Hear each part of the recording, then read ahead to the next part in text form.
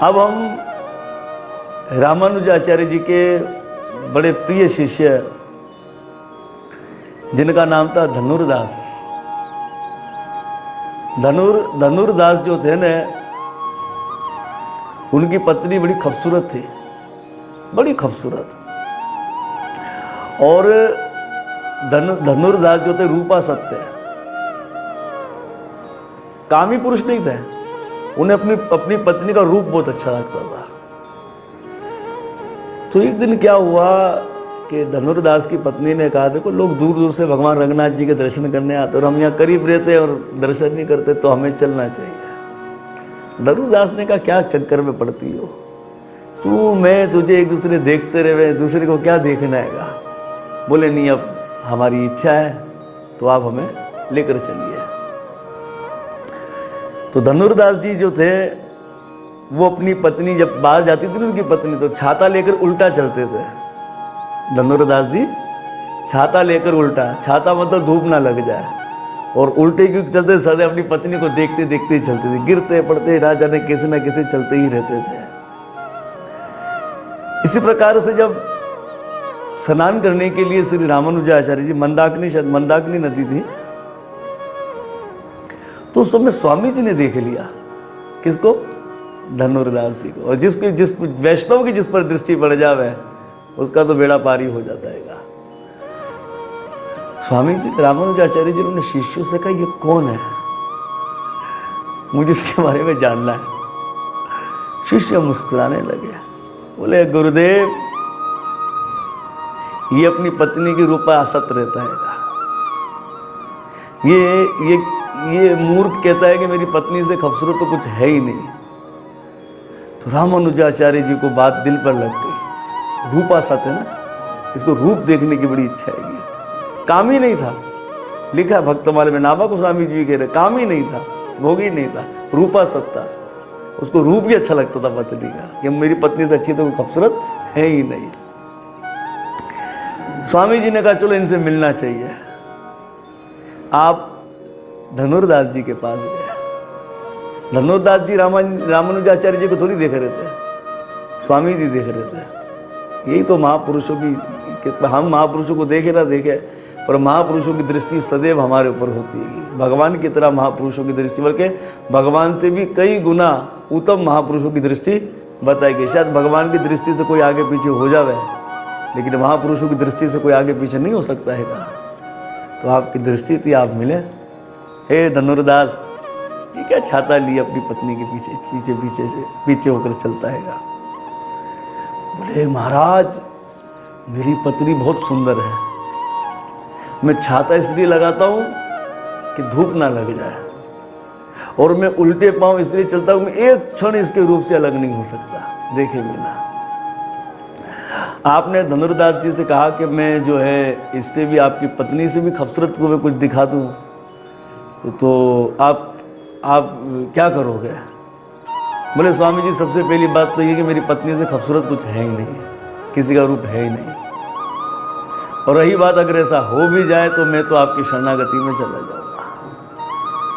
अब रामानुजाचार्य जी ने कहा, ठीक है चलें रंगनाथ जी के दर्शन के लिए। आप भगवान रंगनाथ जी के पास गए और भगवान रंगनाथ जी को कहा कि प्रभु रूपा सत भक्त है, दिखा दे अपना जलवा। बस आपका इतना कहना था। और वहाँ मंदिर के पट बंद होने का समय भी हो रहा था। धनुर्दास जी अपनी पत्नी के संग गए और भगवान श्री रंगनाथ जी को देखा। आंखों में आंसू की धारा बह रही है और अपनी नजरें हटाए ही नहीं। अरे पंडा बोल रहा समय हो गया, बाहर निकलो, द्वार बंद होने का, पर धनुर्दास उसकी पत्नी वहां से हटे ही नहीं। जैसे तैसे समझा बुझाकर उनको बाहर निकाला गया। पर हुआ क्या, आपने धनुर्दास जी से पूछ लिया, हाँ भैया कौन सुंदर? बोले प्रभु अब तक तो छाता गलत जगह चलता था, बोले अब तो छाता यहाँ लगा होगा, इससे सुंदर कोई है ही नहीं। ऐसे श्री धनुर्दास जी। और जो धनुर्दास जी अपनी पत्नी के पीछे छाता उल्टा लिए घूमते थे ना, उस धनुर्दास जी के पीछे भगवान उल्टे पैर चलते थे। बोलो भक्त वत्सल भगवान की जय। उल्टे पांव चलते थे।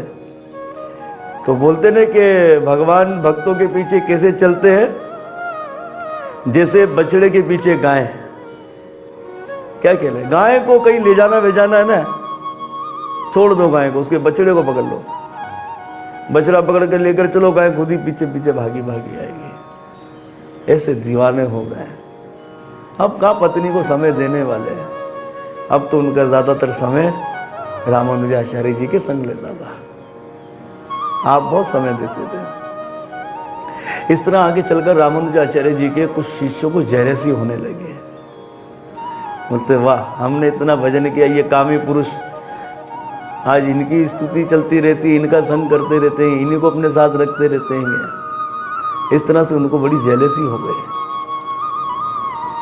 एक दिन की बात थी, अब स्वामी जी ने कहा कि इनके भाव को ठीक करना चाहिएगा। तो रामानुजाचार्य जी से जब ऐसा कहने लगे, तो एक दिन